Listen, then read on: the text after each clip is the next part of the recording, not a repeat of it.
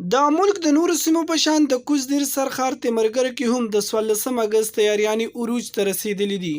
ځای خلکو ځای په ځای د 14 اگست لپاره سټالونه لګولي دي، کوم چې د پاکستان په جنډه کې رنګ کړل شوي دي. دغه سټالونو باندې د خریدارانو رش هم په نظر باندې راځي.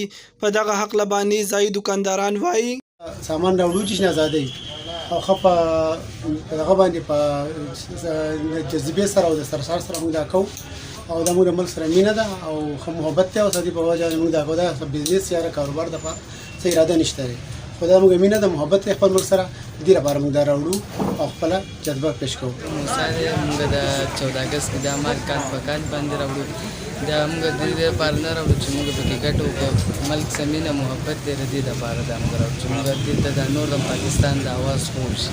بس موږ خو ډېر وخت نه دا کار کوو واته کاله کم از کم کېږي د وخت کې دا سامان خرڅو وسم شوق لرو ځان لم لګو اوس خرڅم شروع کړی واته کاله شو دکانداري خو ډېر وخت نه کوو کنه او کار کېږي ماشاءالله. اوس په دې ملک کې امن د ټیک ټاک دی سره څه داسې خبره نشته چې موږ وایو چې سودا نه خرڅېږي څنډه هم سره شته د هر قسم را سره شته دا غټې شته تاسو کته شي دا دي سره ورته دا خلک کوي دا هم وړې شته سره.